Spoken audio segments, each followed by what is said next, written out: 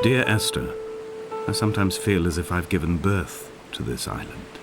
Somewhere between the longitude and latitude, a split opened up, and it beached remotely here. No matter how hard I correlate, it remains a singularity, an alpha point in my life that refuses all hypothesis.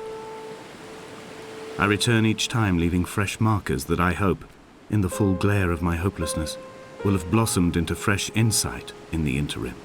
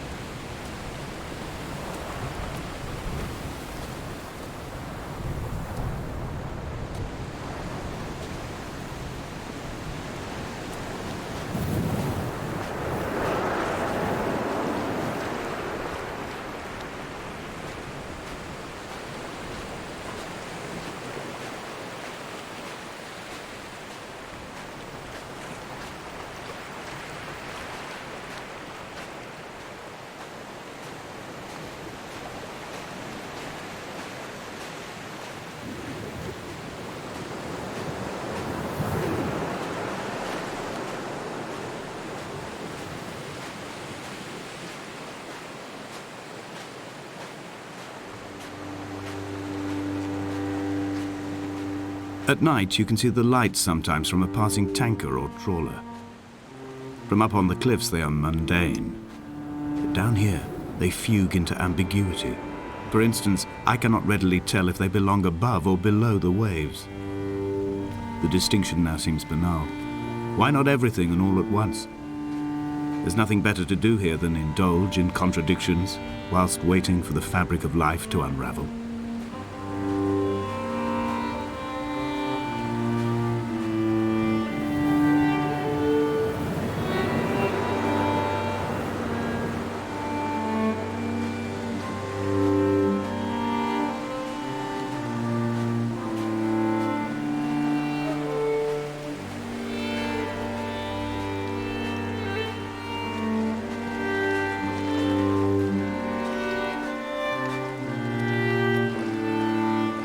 Dear Esther, I found myself to be as featureless as this ocean, as shallow and unoccupied as this bay, a listless wreck without identification. My rocks are these bones, and a careful fence to keep the precipice at bay. Shot through me caves, my forehead a mount. This aerial will transmit into me so. All overexposed, the nervous system, where Donnelly's boots and yours and mine still trample. I will carry a torch for you. I will leave it at the foot of my headstone. You will need it for the tunnels that carry me under.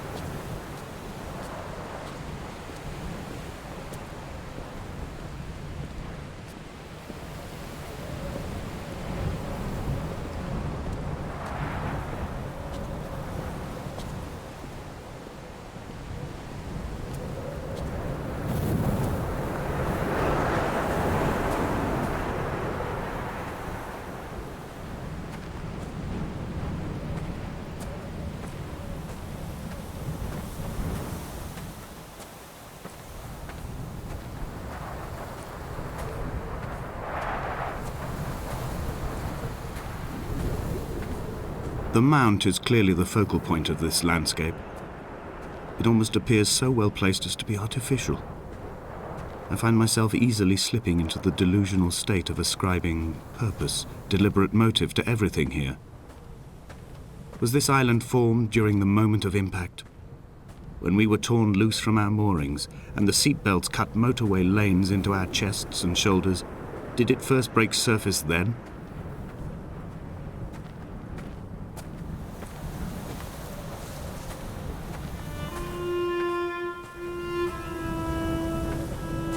When someone had died or was dying, or was so ill they gave up what little hope they could sacrifice, they cut parallel lines into the cliff, exposing the white chalk beneath.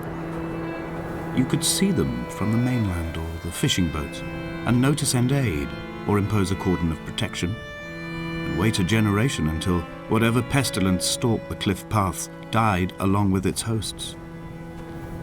My lines are just for this: to keep any would-be rescuers at bay. The infection is not simply of the flesh.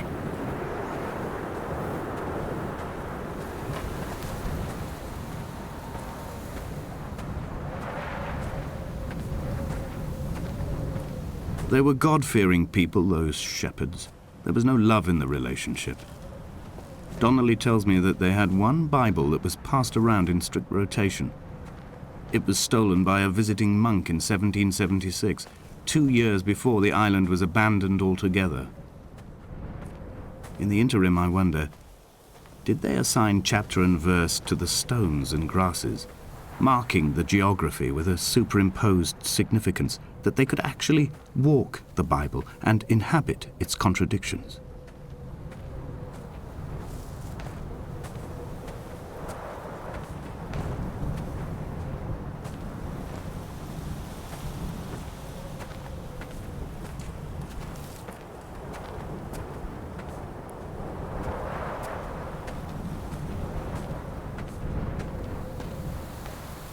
Dear Esther, I met Paul. I made my own little pilgrimage. My Damascus, a small semi-detached on the outskirts of Wolverhampton. We drank coffee in his kitchen and tried to connect to one another.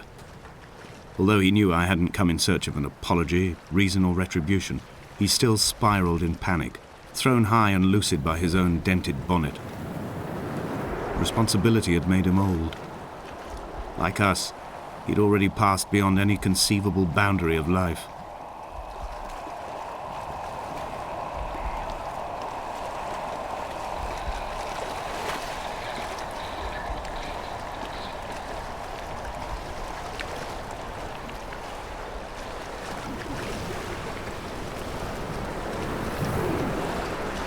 This hermit, this seer, this distant historian of bones and old bread, where did he vanish to?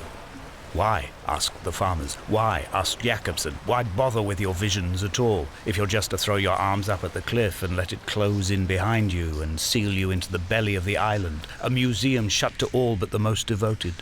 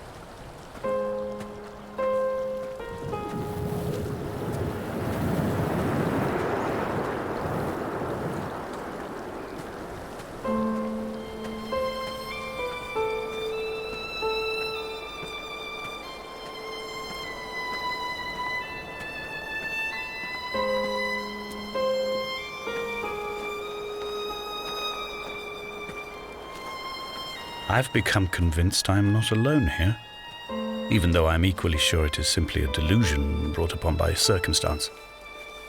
I do not, for instance, remember where I found the candles, or why I took it upon myself to light such a strange pathway. Perhaps it is only for those who are bound to follow.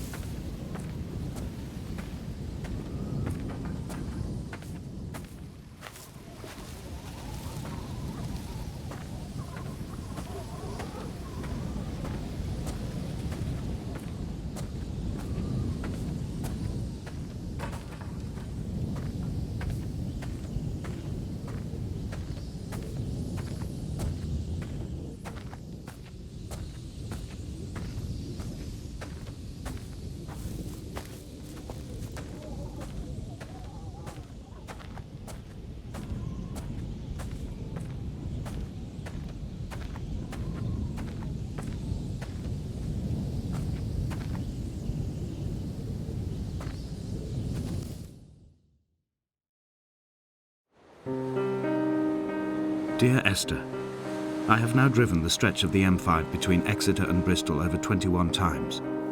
But although I have all the reports and all the witnesses, and have cross-referenced them within a millimetre using my Ordnance Survey maps, I simply cannot find the location.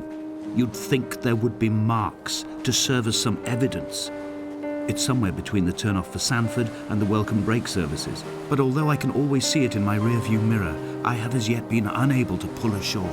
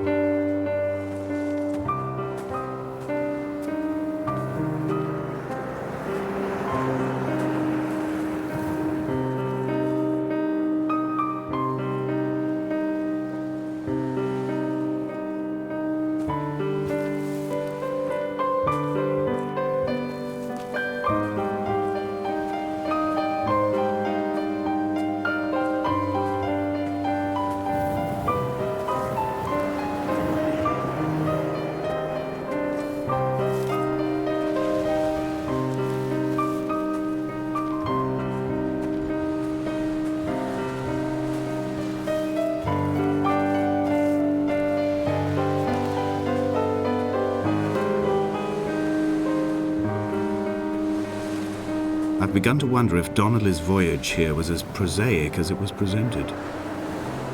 How disappointed not to have found the bones of the holy man. No wonder he hated the inhabitants so. To him they must have seemed like barnacles mindlessly clinging to a mercy seat. Why cling so hard to the rock? Because it is the only thing that stops us from sliding into the ocean, into oblivion.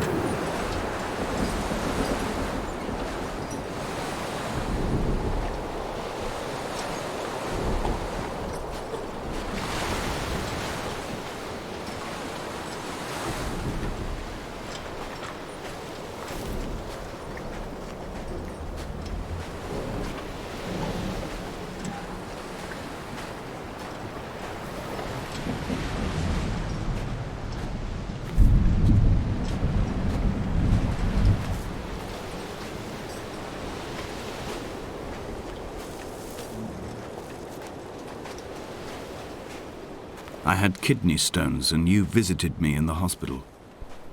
After the operation, when I was still half submerged in anesthetic, your outline and your speech both blurred. Now my stones have grown into an island and made their escape, and you have been rendered opaque by the car of a drunk.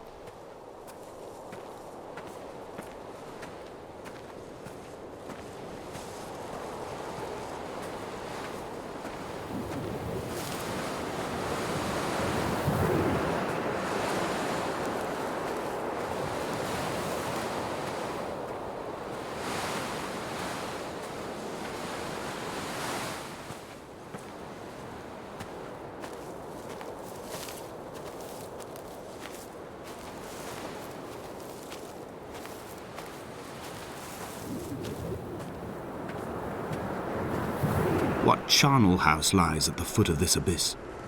How many dead shepherds could fill this hole?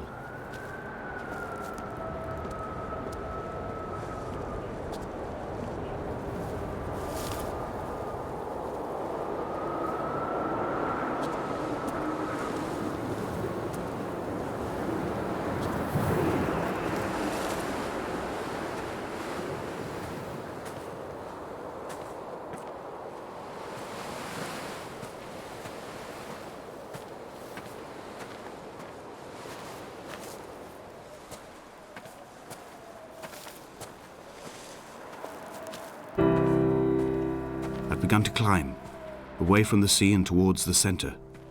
It is a straight line to the summit, where the evening begins to coil around the aerial and squeeze the signals into early silence. The bothy squats against the mount to avoid the gaze of the aerial. I too will creep under the island like an animal and approach it from the northern shore.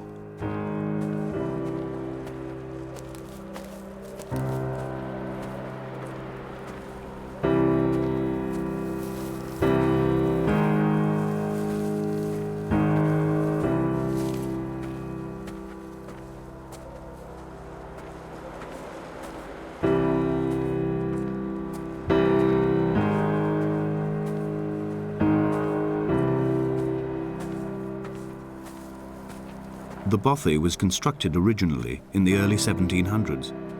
By then, shepherding had formalized into a career. The first habitual shepherd was a man called Jakobsen, from a lineage of migratory Scandinavians.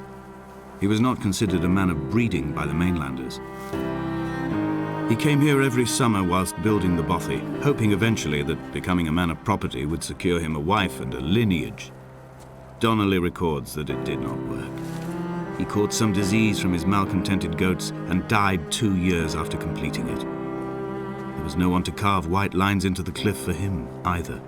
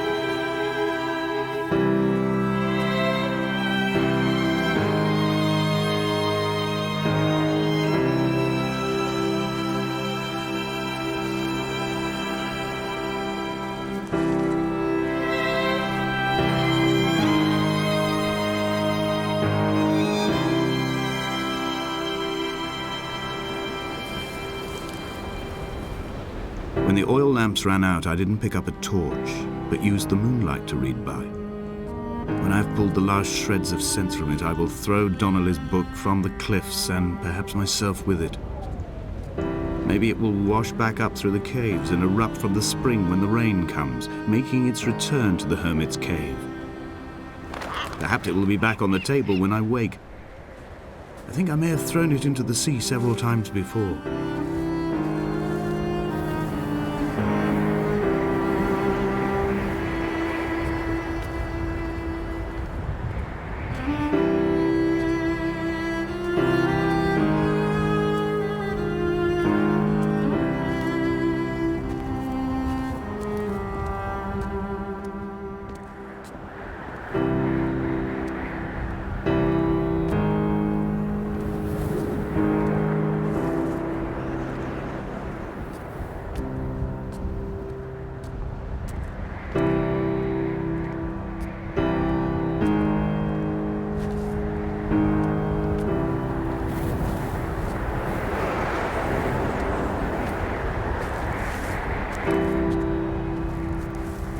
Jakobsen's ribcage, they told Donnelly, was deformed, the result of some birth defect or perhaps a traumatic injury as a child. Brittle and overblown it was, and desperately light. Perhaps it was this that finally did for him, unable to contain the shattering of his heart. In half-light, his skeleton a discarded prop, a false and calcified seabird.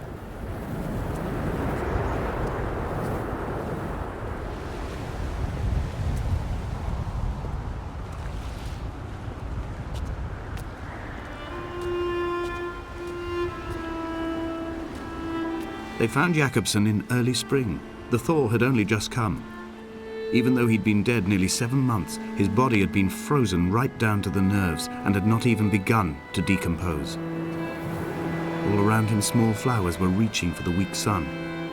The goats had adjusted happily to life without a shepherd and were grazing freely about the valley. Donnelly reports they hurled the body in fear and disgust down the shaft, but I cannot corroborate this story.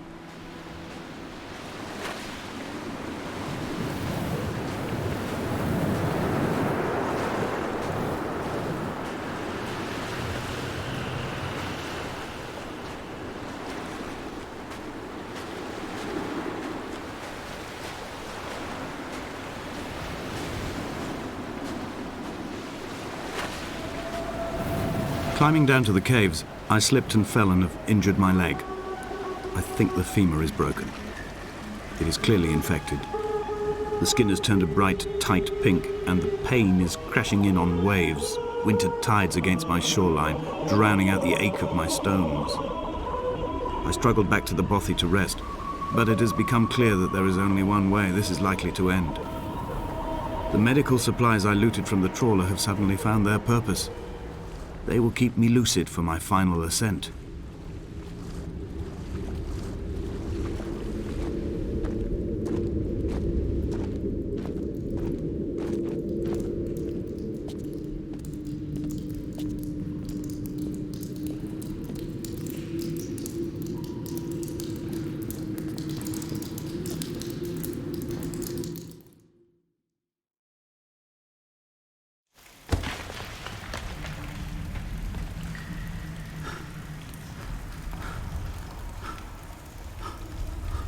Did Jakobsen crawl this far?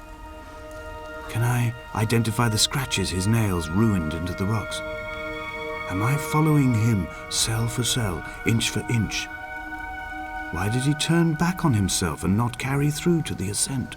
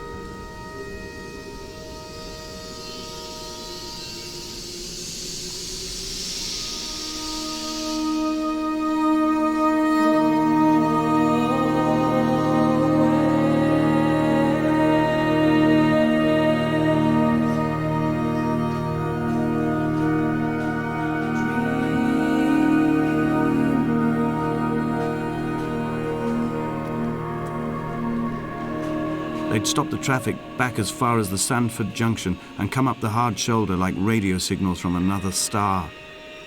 It took 21 minutes for them to arrive. I watched Paul time it to the second on his watch.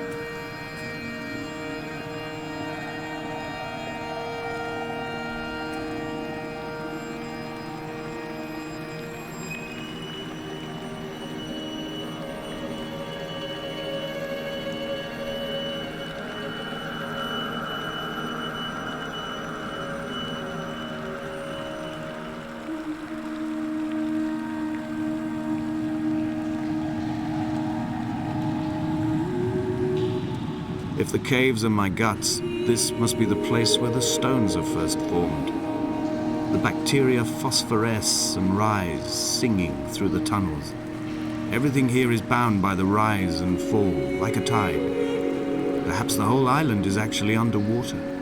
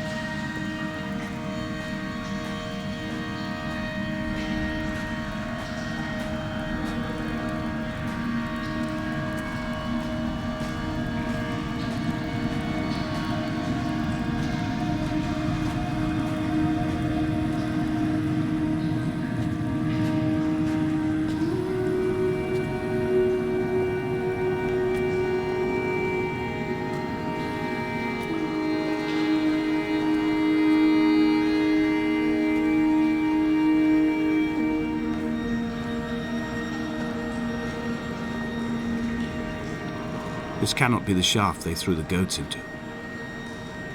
It cannot be the landfill where the parts of your life that would not burn ended up. It cannot be the chimney that delivered you to the skies. It cannot be the place where you rained back down again to fertilize the soil and make small flowers in the rocks.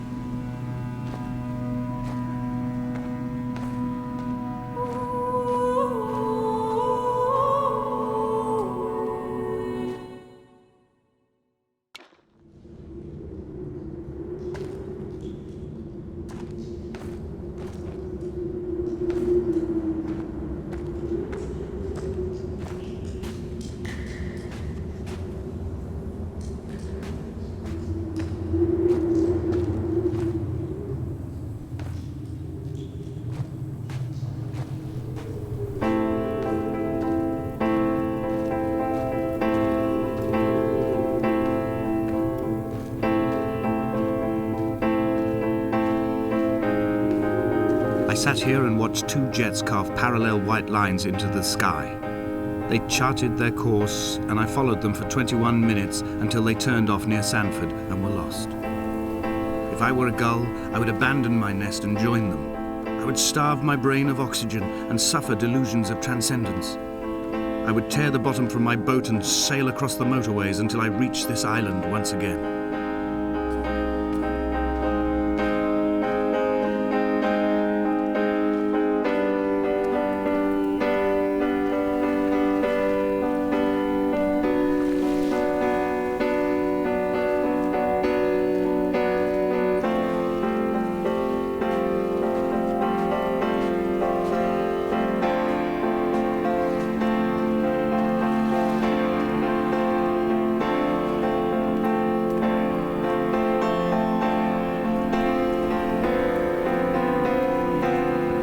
Fire and soil, I chose fire. It seemed the more contemporary of the options, the more sanitary. I could not bear the thought of the reassembly of such a ruin. Stitching arm to shoulder and femur to hip, charting a line of thread like traffic stilled on a motorway, making it all acceptable for tearful aunts and traumatized uncles flown in specially for the occasion. Reduce to ash, mix with water, make a phosphorescent paint for these rocks and ceilings.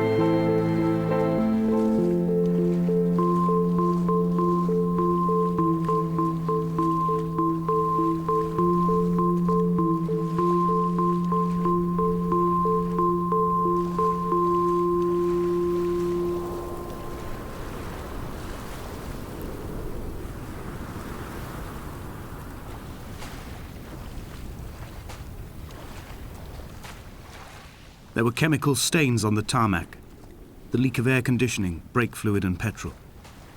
He kept sniffing at his fingers as he sat by the roadside, waiting as if he couldn't quite understand or recognize their smell.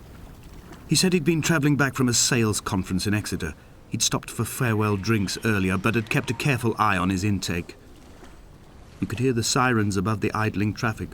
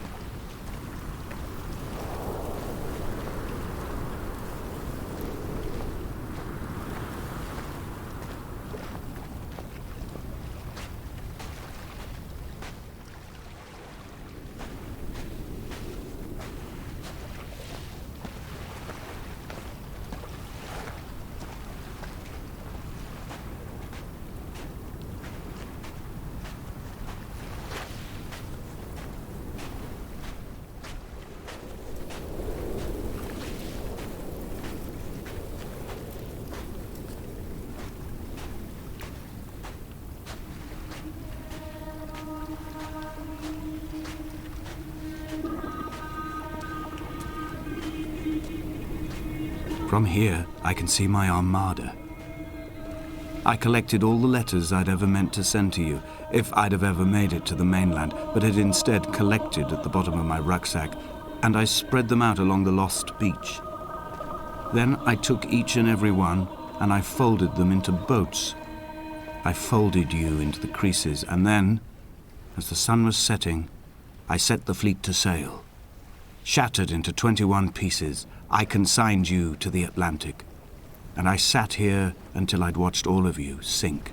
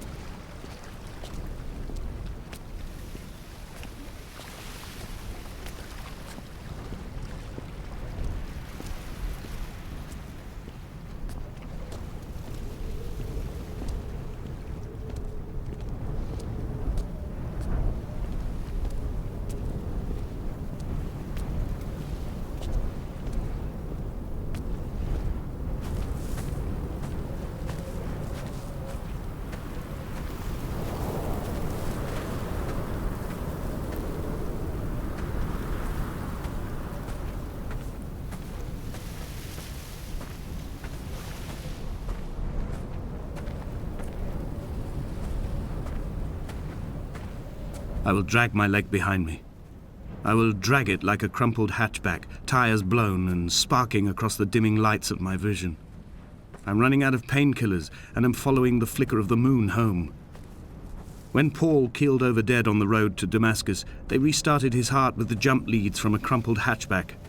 It took 21 attempts to convince it to wake up.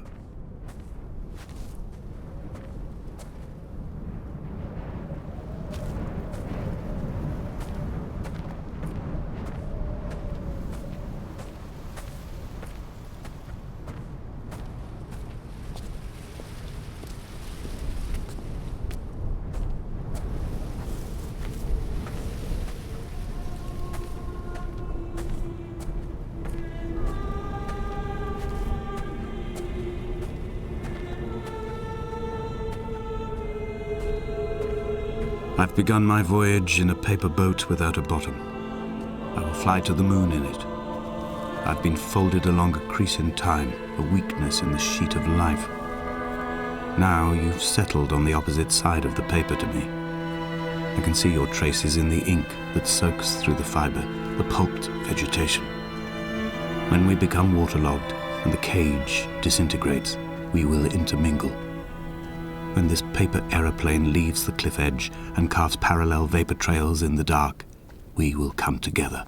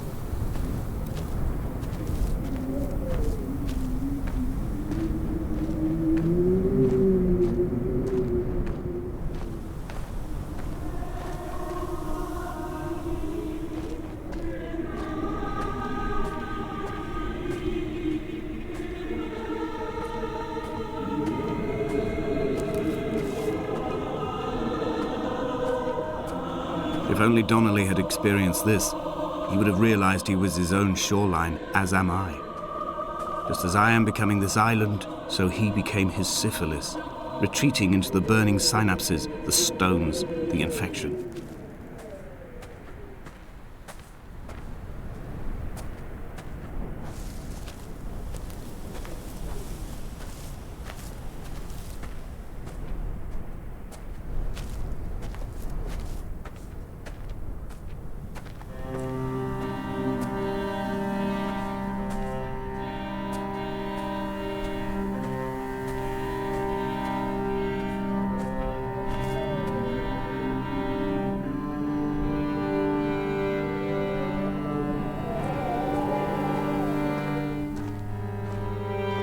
Headlights reflected in these retinas, too long in the tunnels of my island without a bottom. The sea creatures have risen to the surface, but the gulls are not here to carry them back to their nests.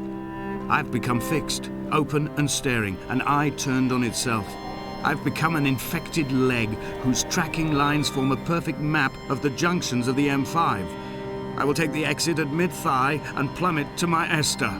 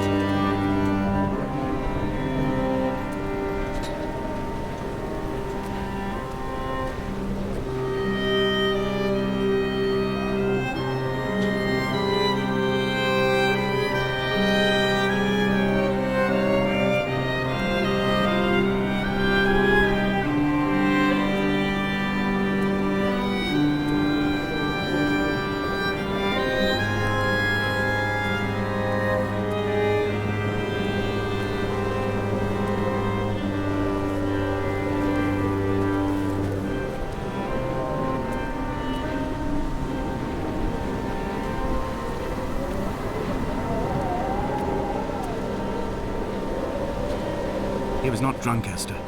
He was not drunk at all. He had not drunk with Donnelly or spat Jacobson back at the sea. He had not careered across the lost shores and terminal beaches of this nascent archipelago. He did not intend his bonnet to be crumpled like a spent tissue by the impact. His windscreen was not star-studded all over like a map of the heavens. His paintwork etched with circuit diagrams, strange fish to call the gulls away. The phosphorescence of the skid marks lighting the M5 all the way from Exeter to Damascus.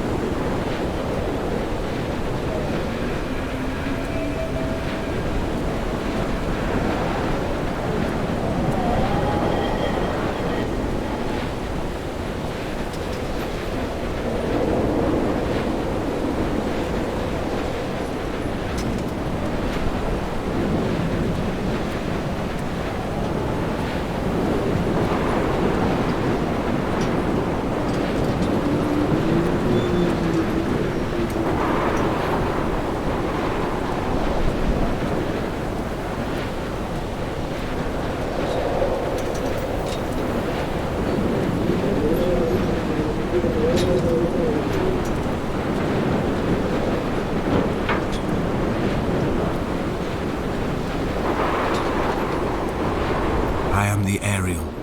In my passing, I will send news to each and every star.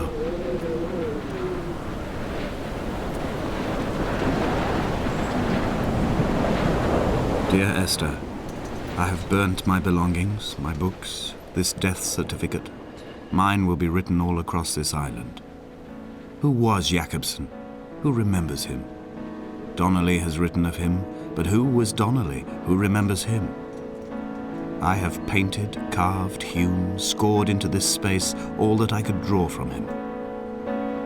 There will be another to these shores to remember me. I will rise from the ocean like an island without bottom, come together like a stone, become an aerial, a beacon, that they will not forget you. We have always been drawn here. One day the gulls will return and nest in our bones and our history. I will look to my left and see Esther Donnelly flying beside me. I will look to my right and see Paul Jacobsen flying beside me. They will leave white lines carved into the air to reach the mainland, where help will be sent.